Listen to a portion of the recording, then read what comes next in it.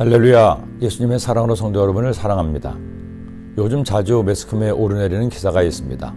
아파트 주차장에 차를 주차하는데 주로 고급 외제차를 가진 차주가 차를 자기 편의대로 주차해서 남에게 피해를 준다는 뉴스입니다. 그렇게 하지 말라고 하면 오히려 더 큰 소리를 내고 협박을 하기도 한다는 것이죠. 그런 뉴스가 나온다는 것 자체가 일상적인 것은 아니고 아주 극소수의 사람들이 하는 몰지각한 일일 겁니다. 그런데 이런 일이 뉴스가 되는 것은 그만큼 남에게 피해를 주는 행동이 바르지 못한 것이라는 사회적 인식이 있음을 알려주는 반증이기도 합니다. 그러고 보면 제가 젊을 때만 하더라도 길거리에서나 동네에서 자주 싸우는 모습을 볼 수 있었습니다. 고래고래 고함을 지르며 싸운다거나 우통을 벗고 머리를 들이밀며 때리지는 못하면서도 서로 때려보려고 으름장을 놓는 모습도 자주 볼 수 있었습니다. 그러나 요즘은 이런 모습을 잘 보기 어렵습니다. 그만큼 사회적 의식이 고양되었기 때문일 것입니다. 그런데 오늘 우리가 나누는 말씀은 지금부터 약 3,400년 전에 하나님께서 정하신 율법의 말씀입니다. 하나님께서 택하신 이스라엘 백성들이 앞으로 살아갈 동안에 이웃과 더불어 살면서 어떻게 살아야 할지를 알려주는 말씀이죠. 어제 말씀에서는 사람들이 기르는 짐승에 관한 법이라면 오늘 말씀은 남의 것을 도둑질하였거나 해를 끼쳤을 경우에 치러야 되는 배상에 관한 법입니다. 저는 오늘 말씀을 정독하고 묵상하면서 다시 한번 하나님의 세밀하신 사랑과 공의를 느낄 수 있었습니다. 하나님은 사람의 사랑과 더불어 살면서 남에게 해를 끼치거나 몸과 마음을 다치게 하는 것을 엄하게 금하셨습니다. 십계명의 말씀에도 금하신 도둑질을 하였을 경우에 그것이 발각이라면 단순한 벌만 받는 것이 아닙니다. 상대방에게 반드시 배상을 해야 합니다.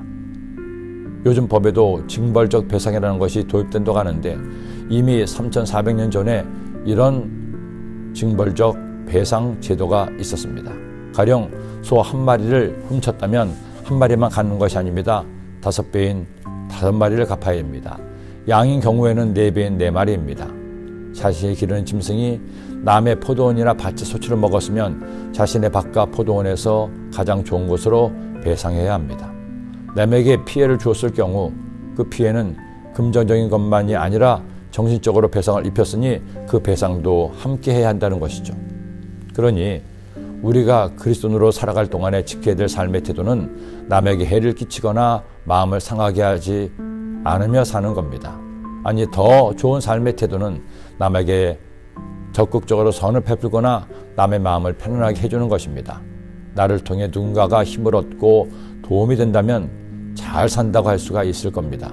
그러게 전도서 기자는 이처럼 말씀했습니다.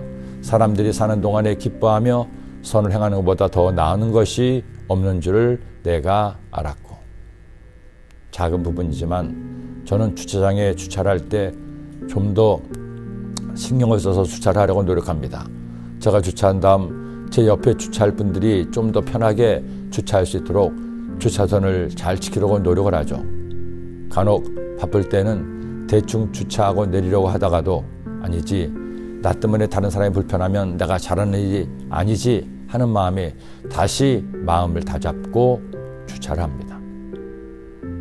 저는 우리 그리스도인이 일상의 작은 부분에서도 이런 마음가짐을 가졌으면 좋겠습니다. 나로 인해 다른 사람이 좀 더 편안하고 행복했으면 하는 마음으로 사는 것, 이 마음이 그리스도인의 소확행일 것입니다. 그런 마음으로 사는 여러분이 되시기를 기도합니다. 사랑의 주님, 하나님 자녀들이 살아가면서 남에게 해를 끼치거나 손해를 주는 자가 아니라 남에게 선을 베풀고 남을 배려하고 존중하는 남의 도움되는 삶을 살 수 있도록 주님 인도하여 주옵소서. 예수님의 이름으로 기도드립니다.